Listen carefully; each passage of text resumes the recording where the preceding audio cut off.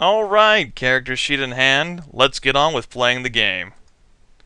You must make haste, for you sense it is not safe to linger by the smoking remains of the ruined monastery. The black, winged beast can return at any moment. You must set out for the somnolent capital of Holmgard, and tell the king the terrible news of the massacre, that the whole elite of Kai warriors save yourself have been slaughtered. Without the Kai lords, the leader armies, Summerlin will be at the mercy of their ancient enemy, the Dark Lords. Fighting back tears, you bid farewell to your dead kinsmen. Silently, you promise their deaths will be avenged. You turn away from the ruins and carefully descend the steep track.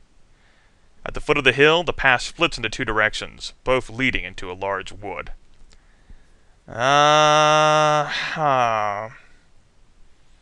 think I want to stay on the smallest of terrain, to keep me less visible, or what have you. I don't know whether this map will actually help me here for this choice. Path sounds like it's far bigger than a track. And since I do have tracking, I could maybe work my way out of situations. I definitely don't have Sixth Sense, so I can't use that. I can't pull some weird "they're here" mojo. So I think I'll follow the left track. You have followed this twisting track for about 20 minutes, when you hear the beating of wings high above the trees. Looking up, you see a large cran approaching from the north, its huge black wings casting a gigantic shadow on the trees below. On its back are two creatures armed with long spears. They are mountain gyeks? I don't know. Small, ugly creatures full of hatred and malice. Many centuries ago, their ancestors were used by the Dark Lords to build the infernal city of LGWI, which lies in the volcanic wastelands beyond the Derncrag mountain range. The construction of the city was long and torturous, and only the strongest of the creatures survived the heat and poisonous atmosphere of LGWI. Quickly you dive for the shelter of a large fern tree as the cran passes overhead. With heart pounding, you pray that your quick reactions have saved you from being spotted. Most likely not. Pick a number from the random number table. 3. You pull up the hood of your green Kai cloak and hold your breath as the cran circles above. After a few minutes, you hear the frantic curse of the gyeks. The beating of cran wings fades as they disappear towards the west. Your quick reactions have saved you from capture and likely death. Good news. Well, I think I'm a little unnerved now. I should probably stick under cover of trees.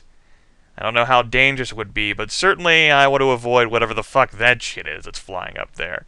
There could be patrols or stuff. I guess these cran things or other black, dark beings looking for refugees, folks who have escaped the destruction of the monastery, like me.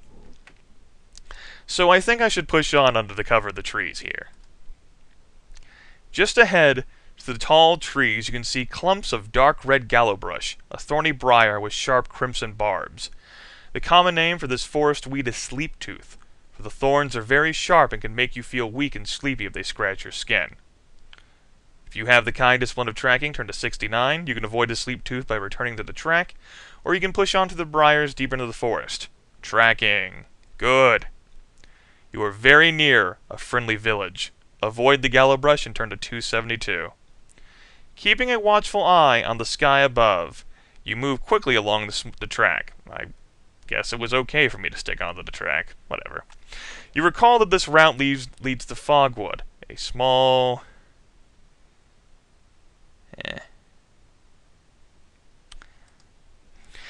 A small cluster of huts that have been used by a family of charcoal burners for nearly 50 years. You know, it makes sense that a tiny village wouldn't be on the map. After 20 minutes, you reach the edge of a clearing where the huts are grouped in a small circle. There is no sign of the usual mist of wood smoke which gives Fogwood its apt name. The huts are unusually quiet. If you have the Kai discipline of tracking, you may turn to 134. Sweet. Using your skills, you detect gyak tracks around the perimeter of the clearing.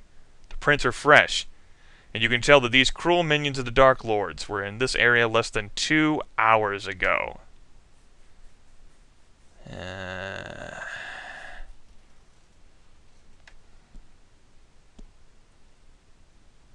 My primary mission is to get to the king and warn him about what has happened.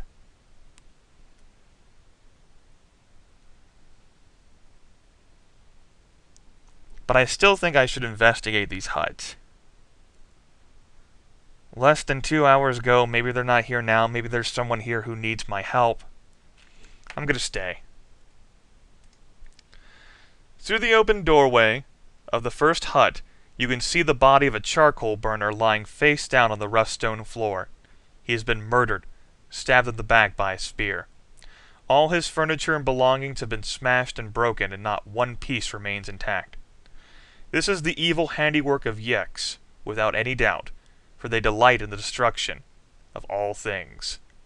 A quick check of the other huts reveals a similar story of murder and wreckage. In the last hut that you search, you discover a Gyek spear, proof of your suspicions. You may keep this weapon if you wish. I think I shall, just in case something happens to my axe. More determined than ever now to succeed in your mission, you continue along the track.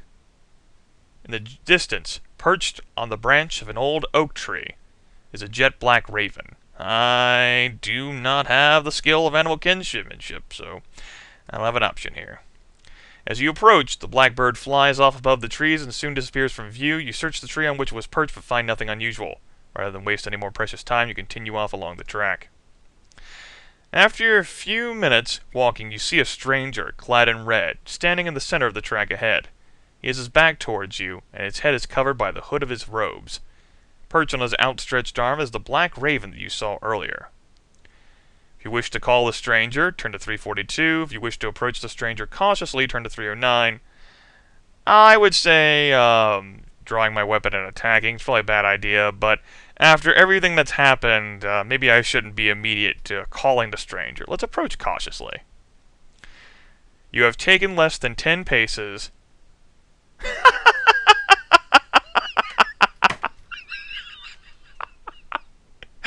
Go speed reading!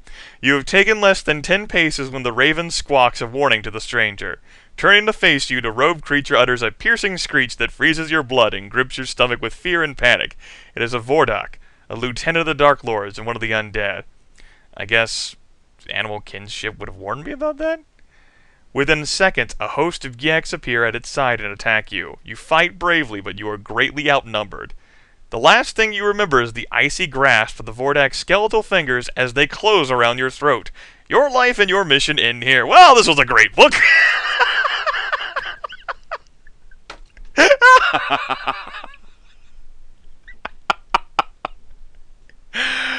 Best luck ever!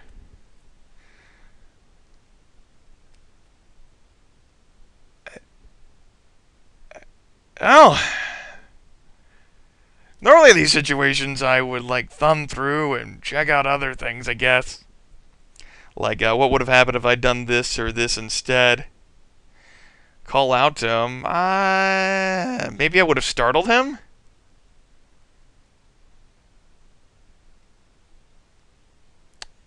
Well. Next time on Let's Get On With It, Flight from the Dark, I create another character. La-di freaking da. So much for that healing skill, huh? Oh.